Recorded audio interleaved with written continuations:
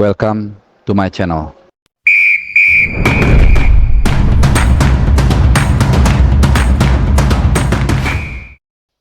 Salam sehat teman-teman semua, masih di channel Bung Harpa dan tentunya masih dalam persiapan menghadapi Irak dan Filipina di kualifikasi Piala Dunia 2026 zona Asia. Ya, langsung aja di video kali ini buat teman-teman semua, gua akan mengupdate ya dua topik ya. Satu topik gua agak panjang membahasnya, mungkin mengambil porsi 2/3, satu lagi hanya sedikit aja, hanya 1/4 bahkan mungkin dari total yang video akan gue sajikan di kesempatan kali ini. Dan seperti biasa, gue selalu berharap kalian dalam keadaan sehat dan bahagia. Oke, topik yang pertama adalah soal kedatangan para pemain. Seperti yang kita ketahui, Ragnar sudah tiba di tanah air kemarin dan kelihatannya, jujur gue nggak tahu dia mendarat di mana, tapi kelihatannya dia langsung memang sesuai dengan prediksi ke suatu tempat, suatu pulau di sebelah sana di Bali, liburan, dan memang sepatutnya seperti itu, relax dulu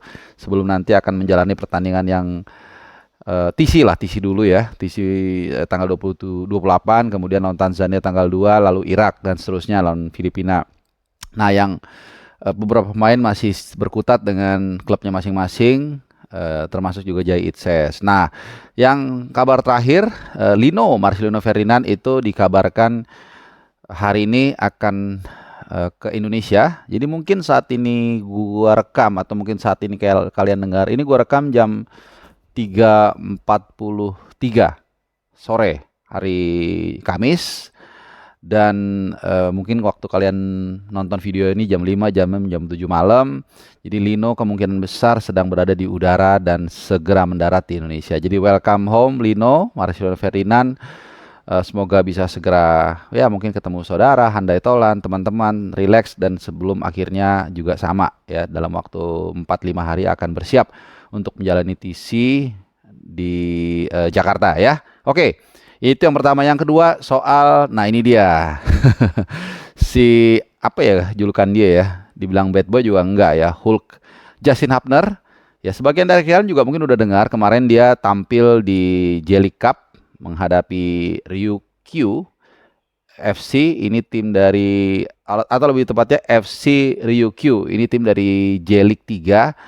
Jadi ini kasta ketiga sepak bola profesional Jepang, kasta paling bawah tapi yang level profesional.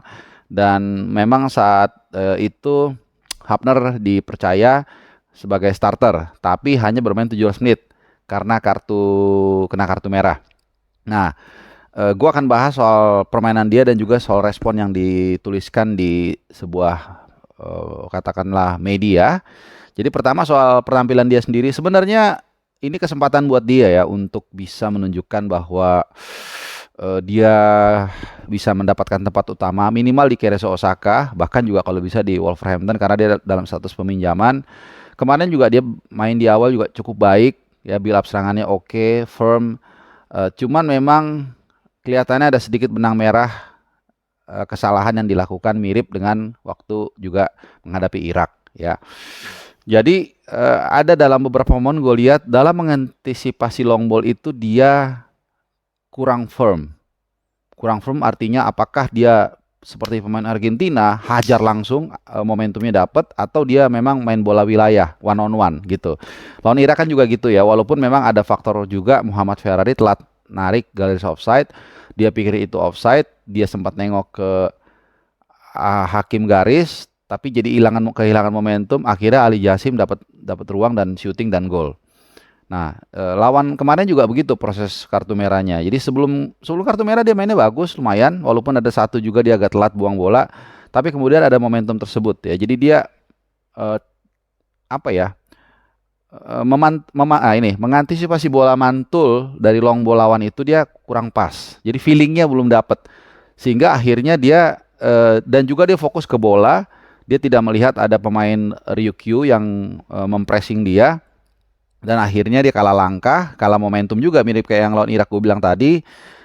Dan akhirnya dia terpaksa menarik sedikit pemain Ryukyu, dan akhirnya dia kena kartu merah.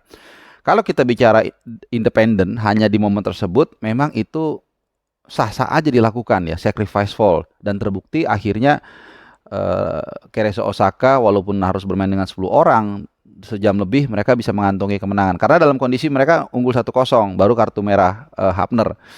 Nah, itu yang pertama ya. Jadi mungkin memang ada juga lah masukan-masukan buat dia hal-hal teknis ini ya. Pelatih lebih paham supaya dia lebih firm dalam mengantisipasi bola-bola long ball. Nah, dia ini sebenarnya anti hipotesa dari Bang Jai.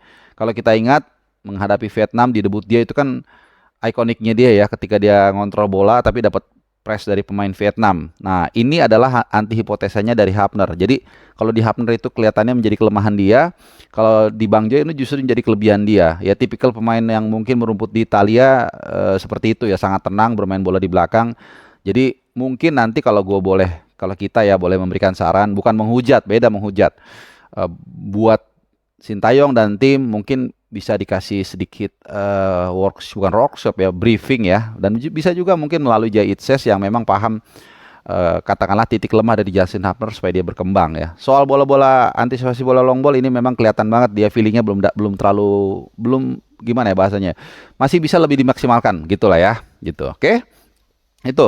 Nah yang kedua respon dia, jujur gue agak kaget ya respon dia ketika dia menulis, mungkin nanti gue akan share di sini terhadap pemberitaan di sebuah media ya, di Jebret Media lah ya, itu juga gue di situ siaran di DPI. Menurut gua apa yang dituliskan captionnya di situ sih nggak terlalu ada tendensius ya, dia hanya judul gue juga akan sama nanti, jadi menang 1-0 tapi Justin merah kena kartu merah pasti gitu kira-kira ya, karena itu kan inti poin dari pertandingan tersebut gitu, dan 17 menit itu ditulis sebenarnya nggak terlalu ada gimana-gimana, dan cuman gue nggak ngerti mungkin dia lagi jadi gini ya, kadang-kadang kita tidak bisa juga terlalu menjudge, bukan gue bilang itu benar dia, cuman mungkin katakanlah mungkin dia ada masalah personal sehingga akhirnya dia emosional. Nah, gue lebih senang melihat kita cara mendorong untuk mencari solusi, dan gue senang komentar-komentar di kolom tersebut banyak yang memberikan dia semangat gitu, karena dia agak kesel gitu, seolah-olah dia mengatakan ya memang ini juga kita tidak bisa pungkiri ya, banyak netizen kita begitu bagus sekali dipuji setinggi langit gitu ya, begitu salah sedikit langsung dihujat. Nah, nggak boleh begitu juga, itu ada benernya, cuman memang dalam posisi kasus kemarin harusnya sebenarnya di caption tersebut nggak ada yang menyudutkan gitu, nggak ada masalah sebenarnya. Nah, tapi gue lebih melihat mungkin ada something di dirinya Hapner, kita nggak tahu ya, masalah personal. Nah, yang di ruang ganti tahu itu kan biasanya pelatih di klub yang paling paham, kedua pelatih timnas, karena di klub kan dia lebih banyak waktunya. Nah, sayangnya dia itu di Wolverhampton kan juga istilahnya shelternya aja saat ini ya, dipinjamkan ke Cerezo Osaka. Jadi dia belum terlalu ada bonding yang kuat dengan satu pelatih tertentu yang gua tahu ya. Artinya lama berinteraksi terus-terusan di satu klub. Misalnya kayak Toni Kroos lah di Madrid, udah pasti Ancelotti dan Kroos kan udah tahu sama tahu lah, saling tahu gitu, saling paham gitu. Nah, ini kan dia belum ada yang cantolan seperti itu. Nah, mungkin itu bisa diambil perannya oleh jajaran kepelatihan kita, timnas nggak ada masalah. Atau mungkin bisa koordinasi dengan Wolverhampton atau pelatih Cerezo Osaka terkait dengan perkembangan si Justin Hapner supaya dia jangan layu sebelum berkembang gitu. Karena memang kalian mesti ingat ya, umur-umur orang itu masih muda. 18, 19, 20 tahun, paling maksimum mungkin 22 ya yang di usia di U23 kemarin. Jadi memang wajar masih labil. Ya tidak banyak pemain yang mendapatkan pressure, mendapatkan status bintang di usia yang muda itu bisa sukses juga ya. Tidak mudah lah, bukan tidak banyak, mungkin banyak juga. Beberapa yang gue tahu itu Cesc Fabregas. Itu salah satu contoh bagaimana dia mulai main ke level profesional itu 16 tahun, tapi kemudian memang dia berada di tempat dan pelatih yang tepat. Bukan gara-gara gue fans Arsenal, tapi gue masih ingat dalam satu kesempatan Wenger itu, intinya ya, gue nggak ingat pasti kata-katanya, tapi dia ingat, gue bilang intinya dia bilang Fabregas itu jangan terlalu di-expose, jadi harus di pelan-pelan karena masih muda, dia nggak mau tekanan itu terlalu besar ke dia. Hapner memang tidak semudah Fabregas, tapi paling enggak tetap harus dikontrol. Dia juga belum terlalu dewasa banget secara usia, jadi mungkin ini jadi perhatian tertentu. Ya macam-macam solusinya, mungkin tim kepelatihan lebih tahu. Misalnya matikan komen misalnya di sosial media. Walaupun kemarin komen-komennya di kolom tersebut sangat mendukung ya, gue senang banget gitu ya. Jadi paling enggak tidak memperkeruh suasana lah gitu, karena mungkin juga dia ada masalah atau mungkin ada apa gue nggak tahu ya, di urusan tim kepelatihan lah gitu, yang bisa untuk katakanlah menjaga step tangganya Hapner itu jangan sampai tertahan di step tertentu gitu, supaya dia naik kelas lagi lama-lama ntar ada tantangan baru diselesaikan gitu, karena sayang pemain-pemain muda ini yang sudah dipupuk oleh klubnya dan juga oleh tim nasional kita dikasih kesempatan main. Apalagi nanti kalau kita lolos ke tahun kualifikasi Piala Dunia akan bertebaran 10 pertandingan yang berkualitas. Kalau mereka sudah layu sebelum berkembang karena masalah-masalah seperti ini yang dirugikan tim nasional kita juga gitu. Jadi semangatnya lebih ke arah situ. Mudah-mudahan Justin Hubner, if you listen to this video, keep up, cheers up, dan terus berkembang menjadi pribadi yang lebih baik. Oke, terima kasih. Mudah-mudahan video gue memberikan manfaat buat kita semua, terutama juga buat para pemain. Semoga ya ujung-ujungnya buat timnas kita supaya berkembang. Oke, kalau kalian setuju tinggalkan komen. Kalau kalian punya opini berbeda nggak masalah. Yang penting kita saling menjaga kesopanan. Setuju ya? Terima kasih buat kalian yang sudah menyimak. Jangan lupa subscribe dan nyalakan loncengnya supaya selalu hadir informasi-informasi terbaik di beranda kalian kalau gue upload video. Terima kasih dan juga gue mau mengucapkan selamat Hari Waisak buat saudara-saudara kita yang beragama Buddha. Semoga ibadah dan hari besar ini bisa dilancarkan dan juga semakin meneguhkan iman kalian. Terima kasih dan salam sehat.